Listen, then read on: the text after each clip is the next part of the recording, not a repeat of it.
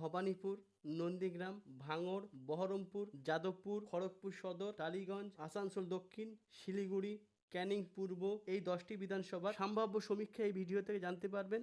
অর্থাৎ কোন দল এই 10টি বিধানসভায় জয়ী হতে পারে সেটি আজকে আপনারা এই ভিডিওর মাধ্যমে জানতে পারবেন। এক, ভবানীপুর বিধানসভা।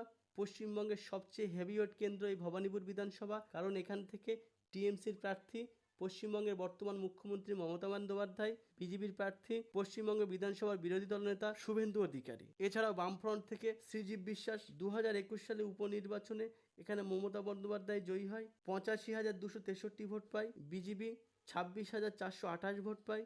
সিপিআইএম 4,226 ভোট পায়। 2024 সালে লোকসভা ভোটে এখানে টিএমসি 62,661 ভোট পায়, বিজেপি 54,261 ভোট পায়, সিপিআইএম 14,006 ভোট পায়। 2026 সালে বিধানসভা ভোটে এসআইআর এর পরে এই বিধানসভা এখানে অনেক অবাঙালি নাম বাদ গিয়েছে, এর প্রভাব এই ভোটে পড়তে পারে। এখানে এখনো পর্যন্ত বিজেপির ভালো সংগঠন না থাকলেও এখানে একটা ভালো ভোট ব্যাংক আছে, তবে এটি মমতা বন্দ্যোপাধ্যায়ের নিজস্ব বিধানসভা। এখানে হাড্ডাহাড্ডি লড়াই হলেও এখানে মমতা বন্দ্যোপাধ্যায় কিছুটা এগিয়ে আছে।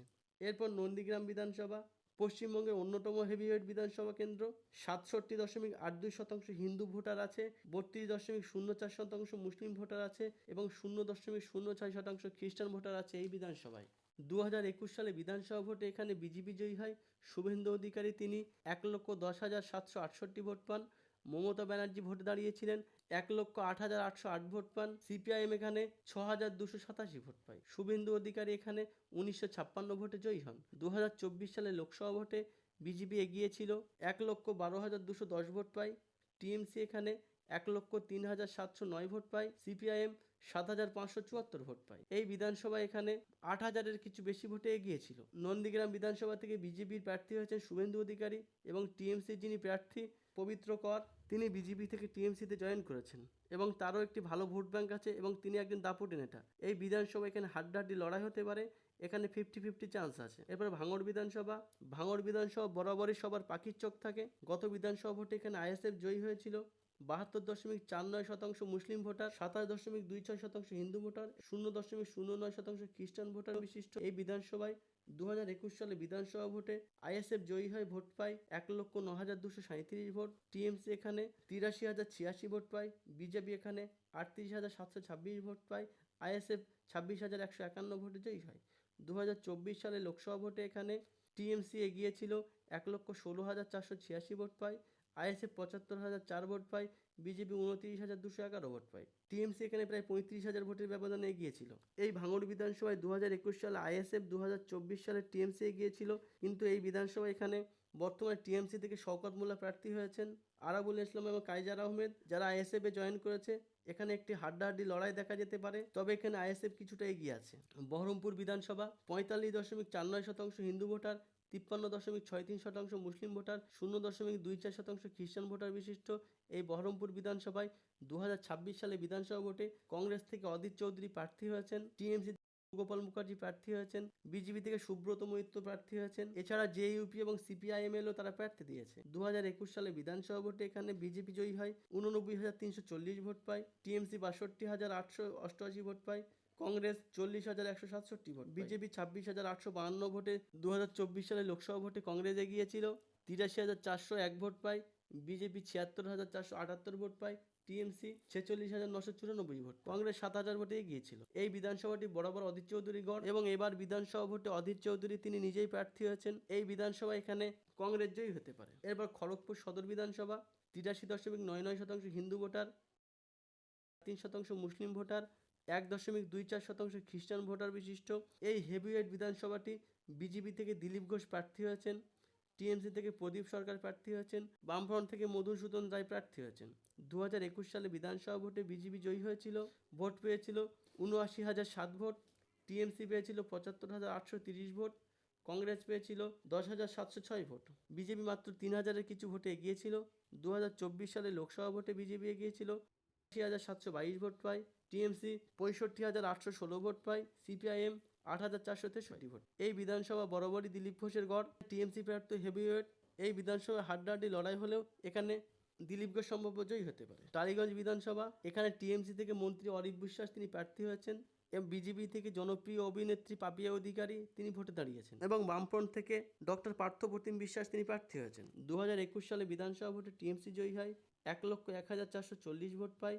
বিজেপি এখানে 51,360 ভোট পায়। সিপিএম এখানে 40,597 ভোট পায়। 2024 সালে লোকসভা ভোটে টিএমসি 77,616 ভোট পায়, বিজেপি 56,781 ভোট পায়, সিপিএম 50,856 ভোট পায়। এই বিধানসভা এটি মন্ত্রী অরূপ বিশ্বাস এখানে 2006 সাল থেকে তিনি বিধায়ক আছেন। এখানে বিজেপির যিনি প্রার্থী অত্যন্ত জনপ্রিয়, এখানে সিপিএম এরও একটি ভালো ভোট এবং এখানে সিপিএম এরও ভালো ভোট ব্যাংক আছে। এই বিধানসভা কেন্দ্র এখানে যদিও ভোটের মার্জিন কিছুটা কমতে পারে এবং একটি লড়াই দেখা যেতে পারে, কিন্তু এখানে টিএমসি জয়ী হতে পারে। এরপর আসানসোল দক্ষিণ বিধানসভা বরাবরই হেভিওয়েট। এখান থেকে বিজেপি প্রার্থী যিনি হয়েছেন তিনি অগ্নিমিত্রা পল এবং টিএমসি প্রার্থী রানীগঞ্জ বিধানসভার বিধায়ক তাপস ব্যানার্জি। 2021 সালে বিধানসভা ভোটে এখানে বিজেপি এগিয়েছিল, ভোট পেয়েছিল 87,881 ভোট, টিএমসি পেয়েছিল 83,394 ভোট, সিপিআইএম পেয়েছিল 15,720 ভোট। বিজেপি এখানে মাত্র 4,000-এর কিছু ভোটে জয়ী হয়। 2024 সালে লোকসভা ভোটে বিজেপি এগিয়েছিল 96,739 ভোট পায়, টিএমসি এখানে 84,582 ভোট পায়, সিপিআইএম 16,897 ভোট। বিজেপি এখানে 12,000-এর মতো ভোটে জয়ী হয়। এই বিধানসভা এখানে হাড্ডাহাড্ডি লড়াই হতে পারে, তবে অগ্নিমিত্রা হারলেও হারতে পারে। এবার শিলিগুড়ি বিধানসভা পশ্চিমবঙ্গের একটি অত্যন্ত হেভিওয়েট বিধানসভা।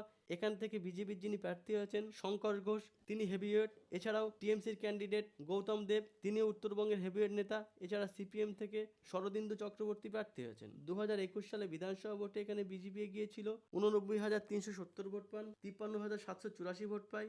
সিপিআইএম এখানে 20,835 ভোট পায়, 35,586 ভোটে জয়ী হয়। এই বিধানসভা এখানে টিএমসির প্রার্থী অত্যন্ত হেভিওয়েট এবং বর্তমানে ইনি শিলিগুড়ি কর্পোরেশনের চেয়ারম্যান এবং শঙ্কর ঘোষ হেভিওয়েট। এই বিধানসভা এখানে হাড্ডাহাড্ডি লড়াই হতে পারে, তবে বিজেপি কিছুটা এগিয়ে আছে। এবার ক্যানিং পূর্ব বিধানসভা। ক্যানিং পূর্বের টিএমসির এমএলএ শওকত মোল্লা বর্তমানে ভাঙড়ের টিএমসির ক্যান্ডিডেট এবং এই ক্যানিং পূর্বে আইএসএফ থেকে আরাবুল ইসলাম তিনি প্রার্থী হয়েছেন, যার কারণে এই কেন্দ্রটি অত্যন্ত হেভিওয়েট। বিজেপি থেকে অসীম সাপুই প্রার্থী হয়েছেন, টিএমসি থেকে বাহারুল ইসলাম তিনি প্রার্থী। 70.08% মুসলিম ভোটার আছে, 28.08% হিন্দু ভোটার আছে এবং 1.06% অন্যান্য ভোটার আছে। 2021 সালে বিধানসভা ভোটে টিএমসি জয়ী হয়, 1,22,301 ভোট পায়। আইএসএফ এখানে 69,294 ভোট পায়, বিজেপি 34,503 ভোট পায়। এই বিধানসভায় বর্তমানে শওকত মোল্লা আর নেই। এখানে আইএসএফ এর এমনিতে 70,000 ভোট আছে এবং যেহেতু আরাবুল ইসলাম প্রার্থী হয়েছেন, এই বিধানসভায় আইএসএফ এর এখানে একটি ভালো অ্যাডভান্টেজ আছে। তবে এই বিধানসভা এখানে আপাত দৃষ্টিতে হাড্ডাহাড্ডি লড়াই হলেও এখানে টিএমসির একটি শক্ত সংগঠন আছে। এখন দেখার বিষয় এখানে কে জয়ী হতে পারে। এই ক্যানিং পূর্বের ক্ষেত্রে যদি আপনাদের কোনো মতামত থাকে অবশ্যই আপনারা কমেন্টে জানাতে পারেন। আমাদের ভিডিওটি দেখার জন্য ধন্যবাদ। আপনার দিন শুভ হোক।